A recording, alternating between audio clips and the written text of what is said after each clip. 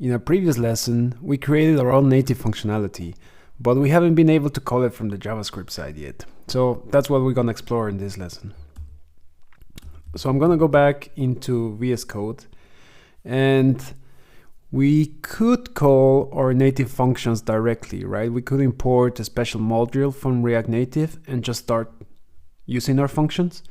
However, we're gonna be a little bit smarter about it, and we're actually gonna create a wrapper for our code. So I'm gonna go to my libs folder within my source folder, and I'm gonna create a building apps native.ts file. I'm just gonna take the code from the course, and let's go over it. So first of all, I'm importing a module from React Native, the native modules. So the native modules exposes a lot of the native functionality in React Native. It will also expose our custom class that we created, which is this one. And right from the start, the idea is that we need to introduce, or we want to introduce, type safety into our code. So we're gonna create an interface. I'm just gonna call it the interface for building apps native. And I'm gonna type my two methods that I created before. My keychain write, which takes a string and a payload and returns a promise. And my keychain read, which just takes a key and returns again a promise. Then I'm gonna use the same pattern that I used to create my stores, which is a factory function. It's gonna be called create building apps native, and it's gonna take the module, a native module, and it's gonna have an any type anyways, because all the supposed native modules from React Native, they don't have any types by default. And it's gonna return an object with the same interface. So on the body of my function, I can just return an object with keychain read and keychain write. And I'm just gonna directly bind the exposed methods from my native module. Now, how do I get the native module? Is quite easy. Here you can see I'm gonna export an instance. I'm calling my create building apps native function, and from the native modules object itself from React Native, I'm extracting the same class name that I did on my native code, my Objective-C code. Now, there's a good thing about this pattern, because it encapsulates certain things that you might not be able to do from the native side. So let's say, for example, the keychain, it's only available on macOS and iOS platforms, right? So I shouldn't be able to call this from an Android, for example, or a web TV device or something like that. So here I can just use any other module or any other code, even from React Native or from my own application, to disable functionality, right? So I can go something like platform.os is, I just want to make sure that this doesn't crash on the native runtime or something, right? So I can just disable functions as I go or as I please. Great. So the next thing I need to do is I'm gonna one more time add this to my index. I'm building apps native, and finally I can go into my UI store, because this is the store, if you remember, that's holding the actual data that I'm getting from my server. So this is the store that I want to persist. If you remember, the basic idea why we started exposing the functionality was that we wanted to add persistence to our app.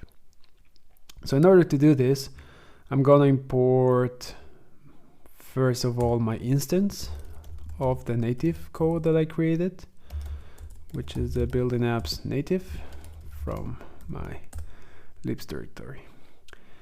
And in order to do this, we need to talk a little bit about the MobX store serialization, or how do you serialize MobX observables?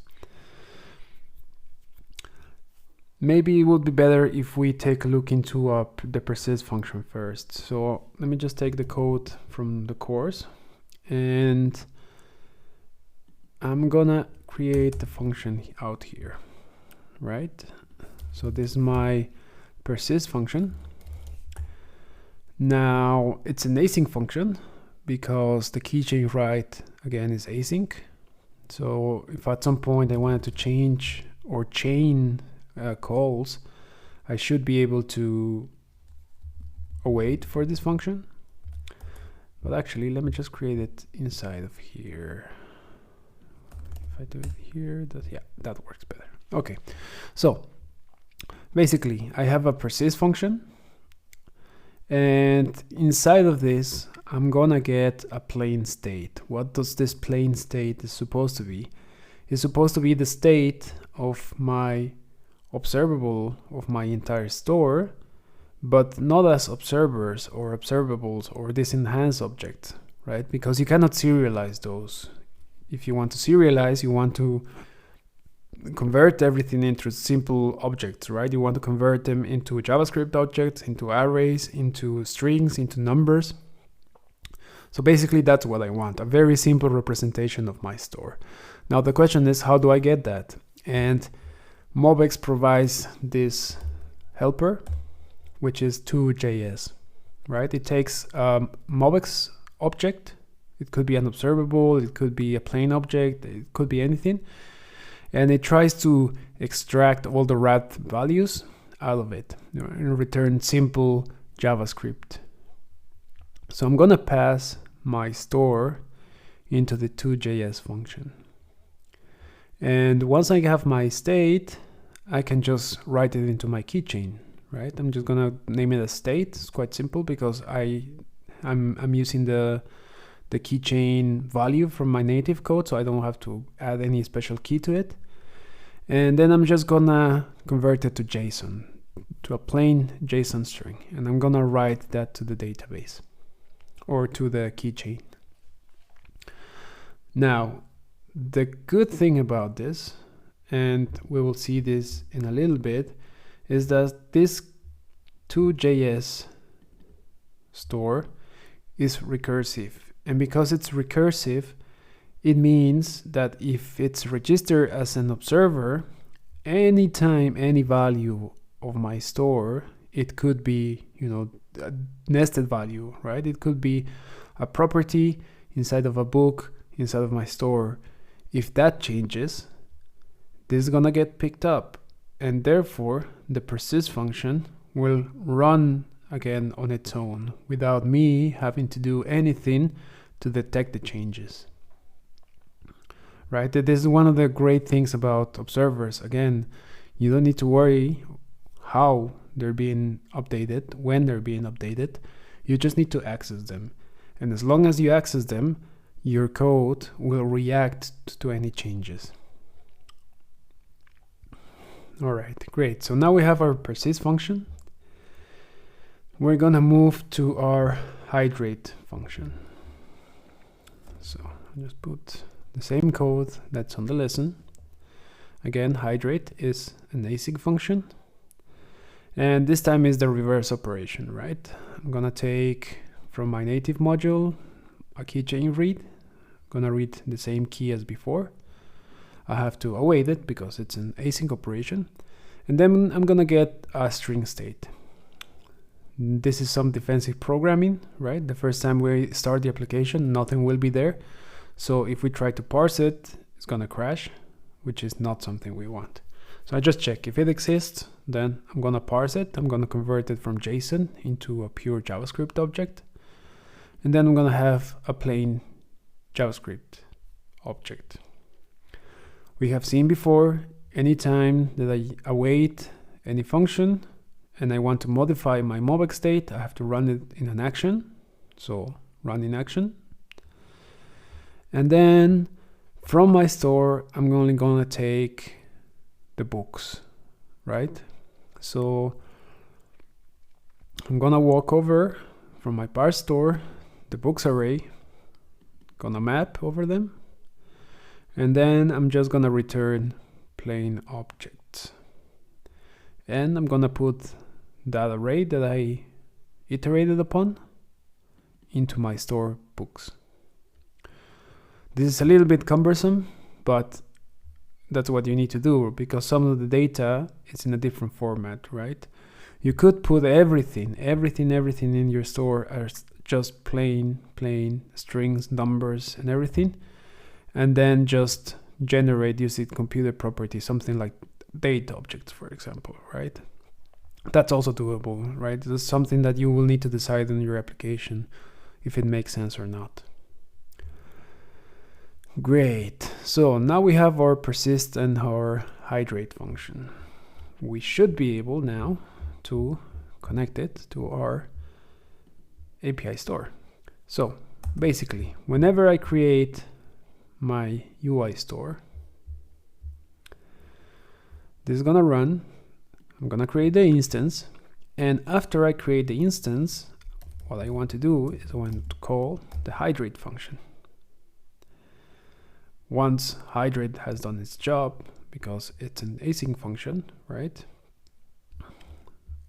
I am going to chain another promise, or I'm gonna do something about the state or the new state of the application, and then I'm gonna use another utility, which is auto run, again from Mobex, and I'm gonna say persist. So auto run is what takes a function that uses observables and turns it into an observer. Basically, if we go back into our books container, this observer function is very similar to this auto run, if you think about it, right? This observer function turns a regular React component to an observer, right? It tells it whenever any of the observables inside of your body changes, you're gonna re-render. The auto-run function does the same for any generic function, right? It says this function, whenever any of the observables you're using changes, you're gonna rerun yourself. And that's basically it, right? We tell our store to hydrate. After it's hydrated, we can start persisting our state on its own. So I'm gonna save this. Here is our application. I'm going to reload this, and let me think. I should kill my server. And now if I reload it, I have a persisted state, right? Right now it's on handling, and there's a unhandled promise rejection because it's trying to reach the server, but it doesn't matter.